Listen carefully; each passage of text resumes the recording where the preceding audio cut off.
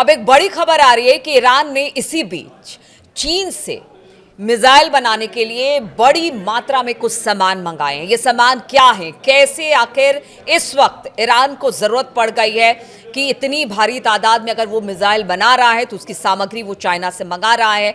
क्या कुछ इसको लेकर और अधिक जानकारी है, बातचीत करने के लिए मयंक है मेरे साथ। मयंक, देखिए, परमाणु समझौते के ऊपर तो बातचीत लगातार हो रही है और खामनी को भी हमने देखा कि उन्होंने कह दिया कि देखिए, हमने जो कह दिया है उसी पर हम कायम रहेंगे, बातचीत आगे बढ़े चाहे ना बढ़े। इसी बीच अब ये खबर आ जा रही है कि मिसाइल बनाना चाह रहा है ईरान और इसके लिए वो जितने साजो सामान है उसने चाइना से डिमांड कर दी है। क्या क्या है इसके पीछे की सच्चाई और क्या कुछ मंगाया गया है चाइना से? देखिए, वेस्टर्न मीडिया में जिस तरह की खबरें आ रही हैं उसमें एक अहम खबर निकल के सामने ये आई है जिसमें कहा गया है कि ईरान की तरफ से अमोनियम परक्लोरेट ये मटेरियल बहुत बड़ी मात्रा में चाइना से मंगाया जा रहा है ईरान। और कहा जा रहा है कि इसकी मात्रा करीब 1000 मीट्रिक टन से भी ज़्यादा है। अब ये अमोनियम परक्लोरेट क्या चीज़ होती है? अमोनियम परक्लोरेट वो मटेरियल है जिसका इस्तेमाल मिसाइल के सॉलिड फ्यूल बनाने में किया जाता है। अच्छा। इसकी मदद से आप लॉन्ग रेंज बैलिस्टिक मिसाइल्स बना सकते हैं और जो उसमें फ्यूल का काम करता है वो ये मटेरियल है अमोनियम परक्लोरेट, जिसका ऑर्डर ईरान की तरफ से दिया गया है चीन को। और ये बताया जा रहा है कि चीन के 2 शिप्स हैं, एक का नाम है गोल्बो और दूसरा है जायरान।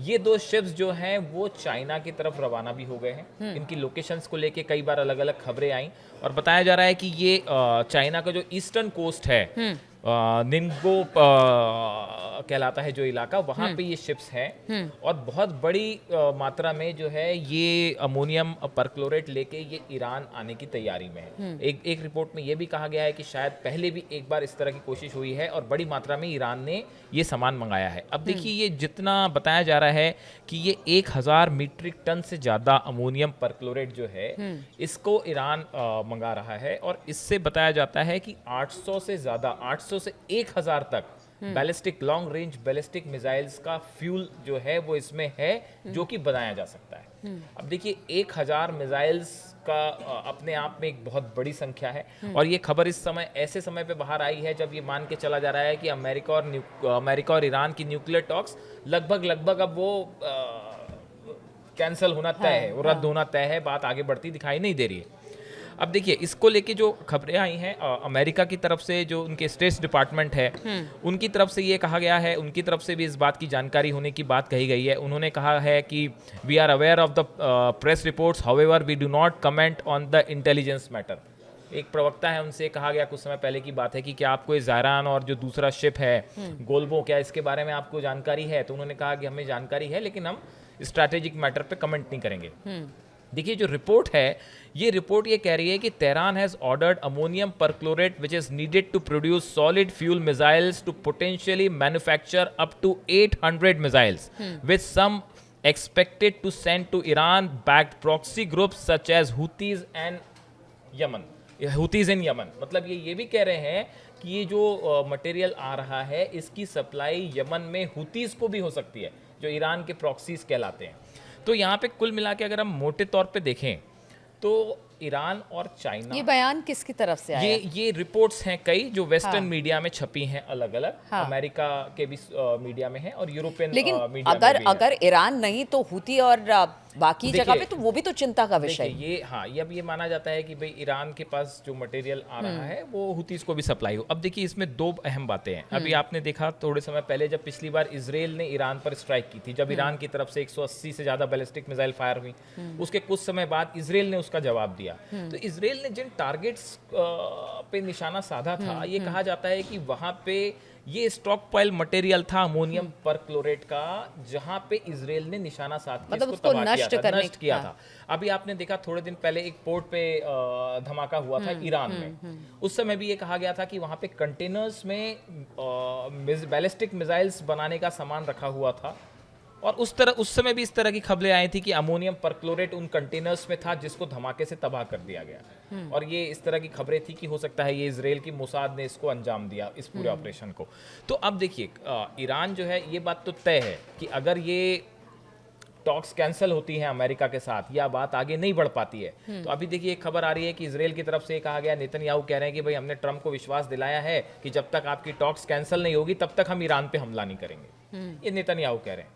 दूसरी तरफ से पुतिन ये कह रहे हैं, पुतिन के भी एंट्री हो गई है मामले में। पुतिन ये कह रहे हैं साहब कि अगर ये आपकी डील नहीं हो पा रही है तो हम इसमें मध्यस्थता करने को तैयार है। तो एक तरफ रूस ये चाह रहा है कि किसी तरह से एक समझौता हो पाए, एक निगोशिएबल स्थिति आ जाए और एक सम्मानजनक समझौता हो पाए।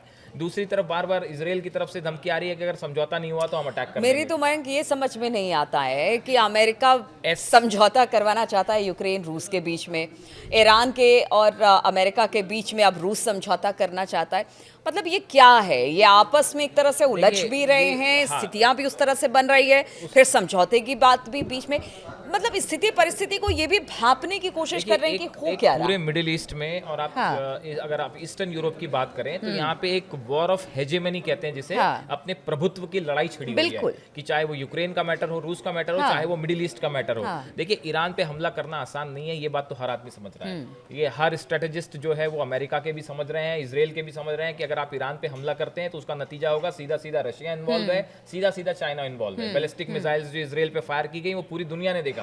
तो ईरान पे हमला करना इतना आसान भी नहीं है कि जैसा नेतन्याहू कह रहे हैं कि हम आपके न्यूक्लियर इंस्टॉलमेंट्स को उड़ा देंगे, उतना आसान वो है नहीं। अब देखिए जिस तरह से ये रिपोर्ट्स आई हैं तो इस चर्चा के बीच में ईरान ने बड़ी जंग की तैयारी शुरू कर दी है, इसमें दो राय नहीं है।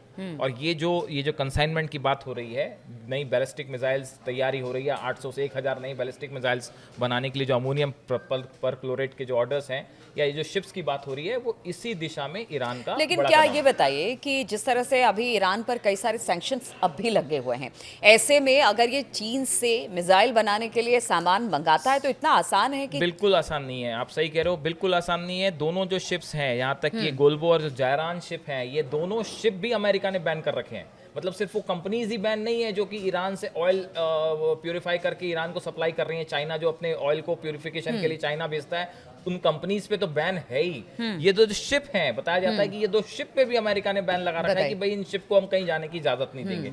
लेकिन बाय बहुत सारे ऐसे रूट्स होते हैं जो कि जिनके जरिए इस तरह की सप्लाईज होती रहती है। तो अब फिलहाल देखना है कि इसको लेके, ये दो शिप्स को लेके क्या ये अपना सामान लेके वहां पहुंच पाए हैं या रास्ते में है या पहुंचने वाले हैं। कुल मिला के मिडिल ईस्ट में एक बार फिर बड़ी जंग की तैयारी शुरू है।